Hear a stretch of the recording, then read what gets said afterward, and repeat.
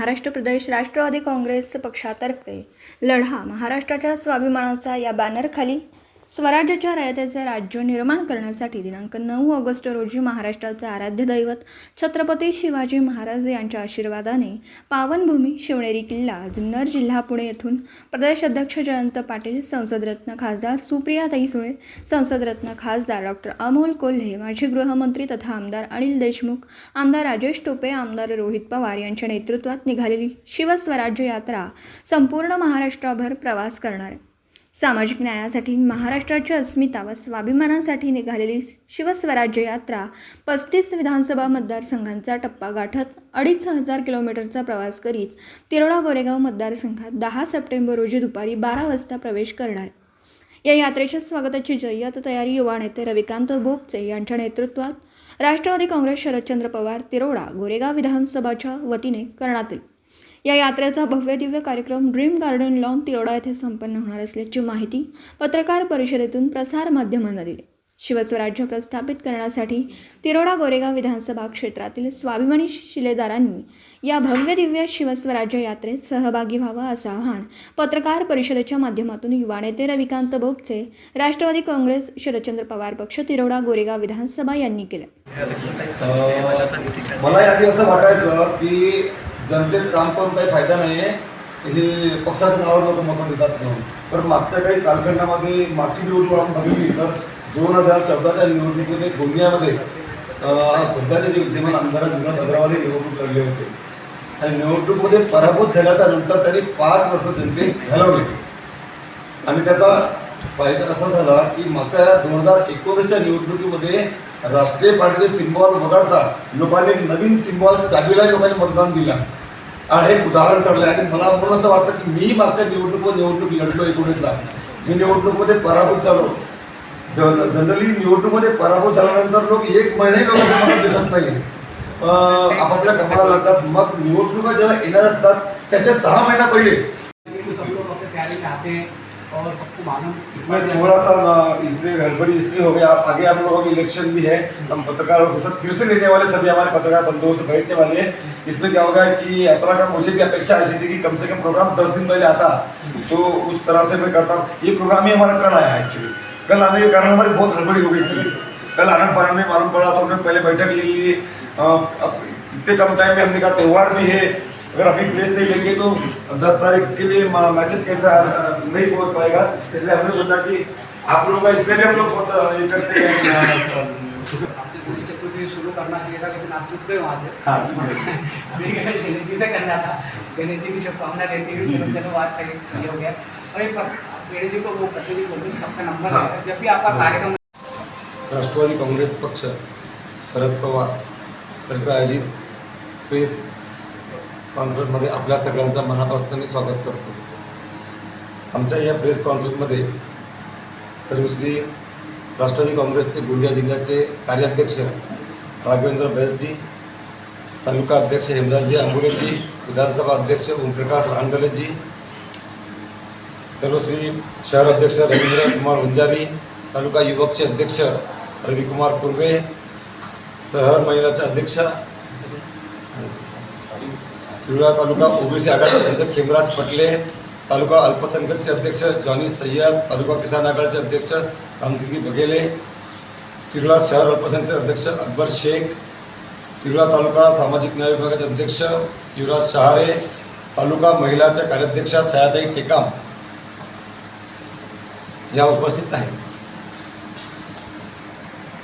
आज आपल्याला यासाठी आपण निमंत्रित केलं आहे की येणाऱ्या 10 तारखेला राष्ट्रवादी काँग्रेस पक्ष शरदचंद्र पवार तर्फे एक उभ्या महाराष्ट्रामध्ये एक गेल्या 9 ऑगस्टपासून आपल्या महाराष्ट्राचे शिवनेरी किल्ला जुन्नर तालुका जिल्हा पुणे इथनं एक यात्रा सुरू झालेली आहे। ती यात्रा आपले प्रांताध्यक्ष आदरणीय जयंत पाटील साहेब, संसदरत्न सुप्रियाताई सुळे, दुसरे संसदरत्न माननीय डॉक्टर अमोल कोल्हे खासदार साहेब यांच्या नेतृत्वामध्ये एक महाराष्ट्रामध्ये छत्रपती शिवाजी महाराज यांचं रयतेचं राज्य कसं येईल हे विचार घेऊन आणि फुले शाहू आंबेडकर यांच्या विचाराला घेऊन संबंध महाराष्ट्रामध्ये भ्रमण करत आहे आणि त्याचा 2 टप्पा हे आपल्या महाराष्ट्रामध्ये झालेले आहेत आणि या 2 टप्प्यामध्ये जवळपास 35 विधानसभा क्षेत्र त्यांनी आतापर्यंत गाठलेले आहेत आणि येणाऱ्या 10 तारखेला ही यात्रा आपल्या गोंदिया जिल्ह्यामध्ये आणि भंडारा जिल्ह्यामध्ये पदार्पण करीत आहे. त्या यात्रेची सुरुवात आपल्या भंडारा जिल्ह्यामध्ये सर्वप्रथम तुमसरला होणार आहे आणि ती यात्रा तुमसर व्हाया आपल्या किरडाला येणार आहे. किरडाला दुपारी 12 वाजताची वेळ एक संभाव्य त्यांनी आपल्याला दिलेली आहे. कमी जास्त वेळेचा होऊ शकतो, थोडा अर्धा एक तास आणि ती यात्रा आपल्या किरड्यातनं नंतर मोरगाव अजूनही होत गडचिरोलीला पुढे प्रयास करणार आहे आणि त्यानंतर 11 तारखेच्या विदर्भाचा दुसऱ्या जिल्ह्यामध्ये कार्यक्रम आहे. तर मला आपल्या सगळ्यांना अशी विनंती आहे की ही जी शिवस्वराज्य यात्रा आहे जी संबंध महाराष्ट्रामध्ये फिरती आहे त्यामागचा उद्देश ह्या मागच्या काही कालखंडामध्ये जेव्हा आपला युतीच्या आघाडीचं शासन होता चालू आणि सुरळीत काम चालू होता, सुरुवातीला आपल्या सगळ्यांना माहिती आहे की हे सरकार आल्यापासून अनेक अडचणींना सामोरं जावं लागलं.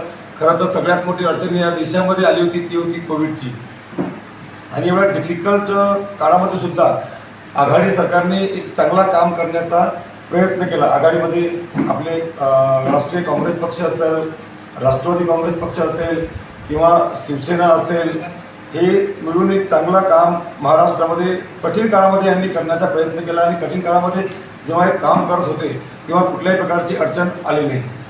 आघाडीमध्ये अनेकही पक्ष होते आमच्याकडे, आम आदमी पार्टी आणि समाजवादी पार्टी, अनेक आमचे पक्ष पुन्हा होते. त्याच्यामध्ये मी त्यांचं नाव घेतलं नाही, क्षमा करा. पण एक चांगलं सुरक्षित काम जेव्हा चालू होतं देशामध्ये राज्यामध्ये त्याच्यामध्ये कुठंतरी जेव्हा कठीण काम होतं तेव्हा कोणी मदत आलं नाही, त्यांना करू दिलं. पण जेव्हा सरकारला चांगलं काम करण्याची संधी जेव्हा प्राप्त होत होती अशा यामध्ये काही लोकांनी महाराष्ट्रात संस्कृतीला एक खराब करण्याचं काम केलं आणि पक्ष फोडण्याचा एक नवा धंदा महाराष्ट्रातल्या काही राजकीय पक्षांनी केला आणि अशा स्थितीमध्ये जे कधी न शोधणारा काम हे महाराष्ट्रामध्ये घडलं आणि सगळ्यात पहिले घटक पक्षातला आपला आघाडीतला शिवसेना पक्ष फोडण्यात आला आणि त्यानंतर त्यातही त्यांना जे पाहिजे होतं ते मिळालं नसेल आणि म्हणून त्यांनी एक राष्ट्रवादी काँग्रेस पक्ष जो आहे आमचा पवारसाहेबांचा तोही फोडण्याचा प्रयत्न केला की तो पक्ष फोडला आणि अशा कठीण परिस्थितीतही महाराष्ट्रामध्ये आदरणीय पवारसाहेबांच्या नेतृत्वावरती विश्वास करणारे जी जनता आहे ही महाराष्ट्राच्या कोण्याकोपऱ्यात आहे हे मागच्या लोकसभेमध्ये जनतेने सिद्ध केलं आणि एवढ्या कमी वेळेमध्ये माननीय पवारसाहेबांनी आपला पक्ष पुन्हा उभा केला आणि एक नवीन सिम्बॉल घेऊन ते मतदारापर्यंत पोहोचले आणि लोकांना ही त्यांची जी अपील आहे ती त्यांना खरी वाटली की साहेबांसोबत कुठेतरी अन्याय झाला आहे आणि या पक्ष फोडण्याचा काम हा बरोबर नाही आहे.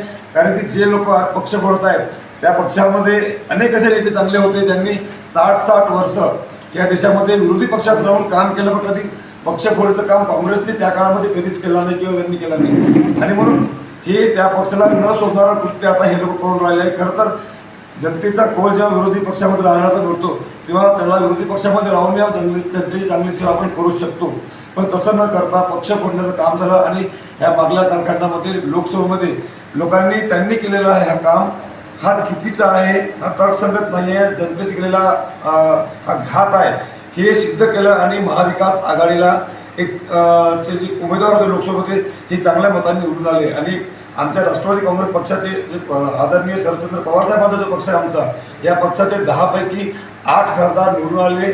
त्यातले 2 खासदार आमचे अल्पशा मतांनी पराभूत झाले. त्यातही थोडासा एक सिम्बॉलमध्ये कन्फ्युजन झालं.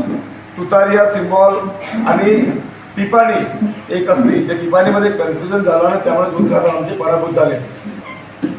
कंडिशनमध्ये सुद्धा आपल्या महाराष्ट्रामध्ये आता येणारी जी निवडणूक होणार आहे त्या निवडणुकीमध्ये सर्वसामान्यपणे आदरणीय पवारसाहेब रयतेचे राजे शिवाजी महाराज यांचे विचार, फुले शाहू आंबेडकर यांचे विचार हे जनतेपर्यंत जावे म्हणून एक आमच्या पक्षाचे प्रदेश अध्यक्ष माननीय जयंत पाटील साहेब आणि सुप्रियाताई आणि आपले खासदार अमोल कोल्हे साहेब यांनी उभ्या महाराष्ट्र पिढून काढलेला आहे आणि त्यांचा मागचा उद्देश एवढाच आहे की येणाऱ्या विधानसभामध्ये लोकांपर्यंत हे विचार पोचले पाहिजे आणि हे विचार आपण सगळ्यांच्या प्रसारमाध्यमातून हे जनतेपर्यंत पोहोचावेत यासाठी आज आपल्या सगळ्यांना मी एक विनंती करतो की आपल्या प्रसारमाध्यमातून आपण हे विषय जनतेपर्यंत पोहोचवावं आणि आमच्या या येणाऱ्या 10 तारखेला जे आमचं कार्यक्रम आहे शिवस्वराज्य यात्रेचं ते तिवड्यामध्ये ड्रीम गार्डन लॉन जो आहे त्या गार्डनच्या लॉनच्या परिसरामध्ये एक भव्य कार्यक्रम होणार आहे.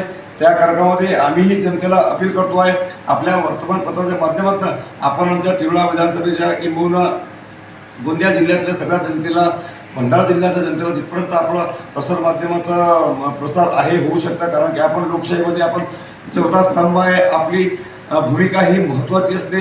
ती भूमिका आपण प्रामाणिकपणे जर बजावला तर ह्या कार्यक्रमाला एक सफलताही मिळेल आणि एक चांगले विचार जे घेऊन जयंत पाटील साहेब आणि अमोल कोल्हे साहेब सुप्रियाताई निघाले ते विचार त्यांच्यापर्यंत पोहोचतील आणि हे कार्यक्रम आमचा ड्रीम गार्डन हॉलमध्ये आहे. पुन्हा सांगतोय मी वेळ 12:30ची आहे. ती यात्रेचा पहिला स्वागत आमचा आम्ही नवेगावपासून करणार आहे. नवेगावला एक जवळपास 100-200 कार्यकर्ते स्वागतासाठी उभं राहणार आहेत. नंतर बिरसीला दुसरा आमचा स्वागताचा कार्यक्रम आहे. इथं जवळपास एक 500 ते 1000 कार्यकर्ते उपस्थित राहणार आहेत आणि त्यानंतर आपल्या शहरामध्ये एक ही आमची रॅली तिरोडा शहरामध्ये प्रवेश करेल आणि पोलीस स्टेशन ती आपला प्रेम बंधू लॉन होती ड्रीम गार्डनपर्यंत जाईल अशा प्रकारचा आमचा प्रवास या यात्रेचा असणार आहे. धन्यवाद. दिवसभरातील घडामोडींचा आढावा घेण्यासाठी पाहत रहा N24 मराठी न्यूज चॅनल.